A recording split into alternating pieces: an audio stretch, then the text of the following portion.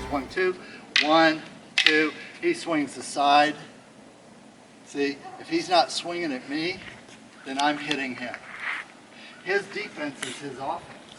In other words, the way he keeps me from hitting me is by trying to hit me. If he goes like this, swats to try and keep me from hitting him, then it does go slow. Go across, 1. Go across, 2. Go across, 1. Go across, 2. Every time he moves, I'll hit him. Every time. Now, for him, that's not a positive thing. That I would hit him every time he moves. Me, yeah, it's good.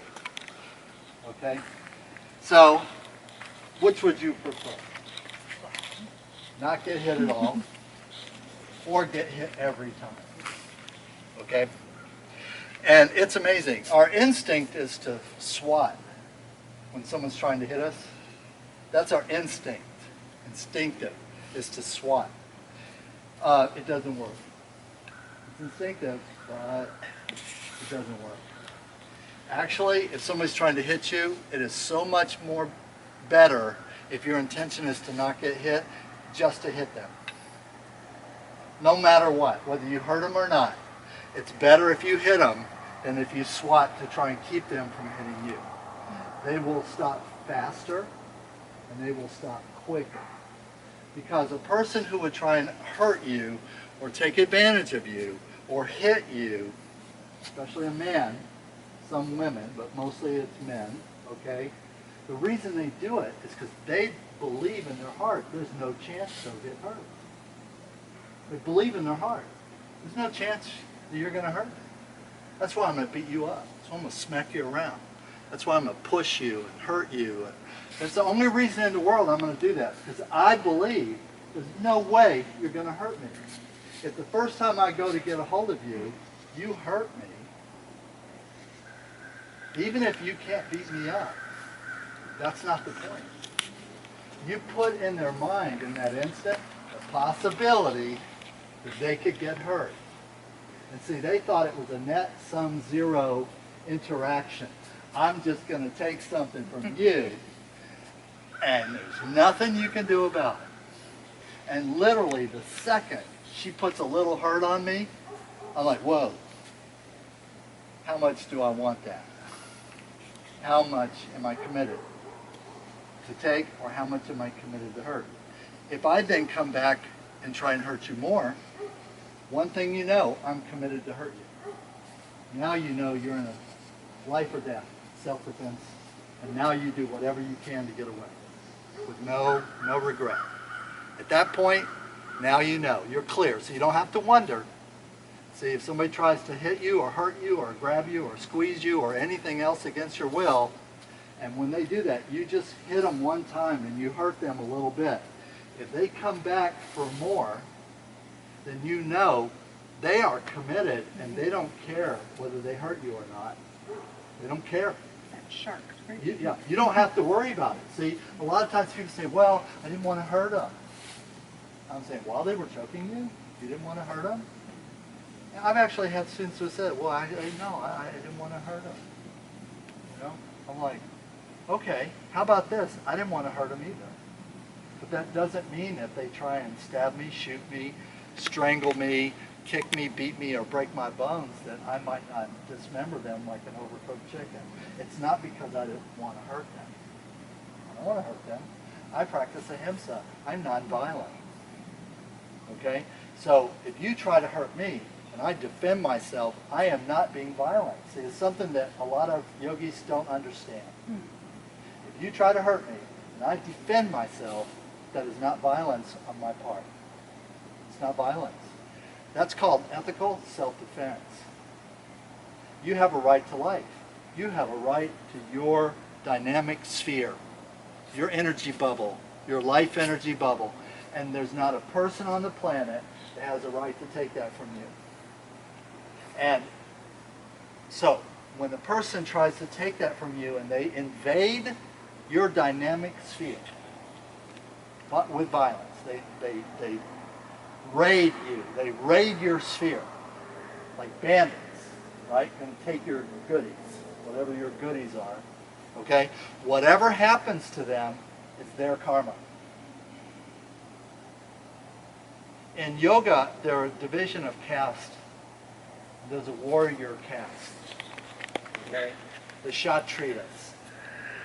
Kshatriyas are free of karmic obligation that other people have, even if they're Jains or they're completely nonviolent and ahimsa practitioners.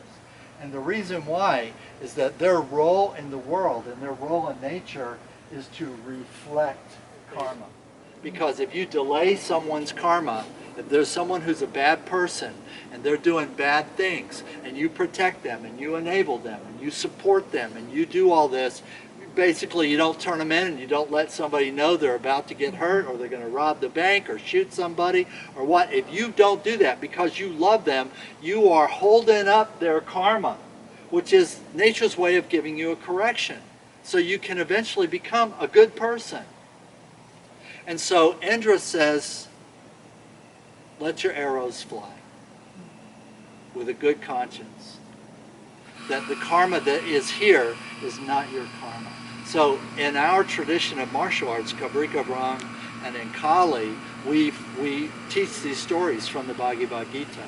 Because the Bhagavad Gita is the Hindu epic that clearly illustrates the role of the warrior, the role of the priest, the role of the businessman, the role of the housewife, the role of the, that's part of what the Bhagavad Gita is for, is it kind of tells us, according to our station in life, how to be good people and how to live and how to make progress in our reincarnation and in our karmic debt. Okay? And so when I work with my thing, and I have this idea of also self-defense, right now it's just exercise. Oh, that feels good. Just moving around, just swing. Oh, change hands. Oh, that feels good. Just moving around, just changing hands, doing this. It's just exercise. Get down, get down, get down, get down. Get up.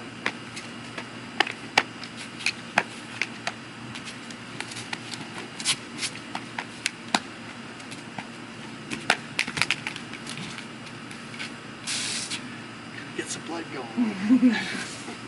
Much less I'm doing it with another person. 1, 2, 1, 2, 1. Where's that hand? 1, 1, 2, 1, 2, 1, 2, 1.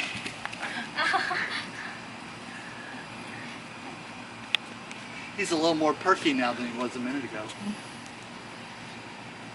See, all fear is not negative. All fear is not negative. All fear does not generate a negative emotion. Some fear is healthy. That's part of our problem, is sometimes we don't know the difference between healthy fear, unhealthy fear. Healthy fear is fear that I create and pattern in my life on purpose. Right? So Rob goes to give me a 1, a 2, 1, 2.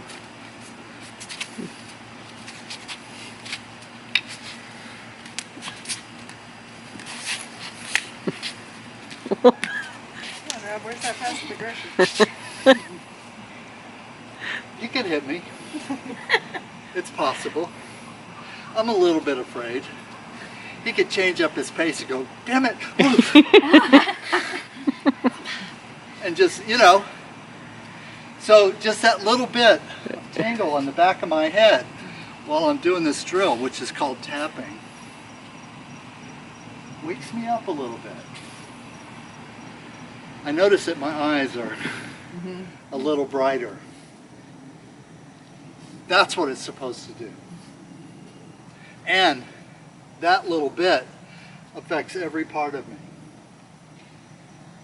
Physically, mentally, spiritually, energetically. And I'm now playing with a dynamic exchange of energy.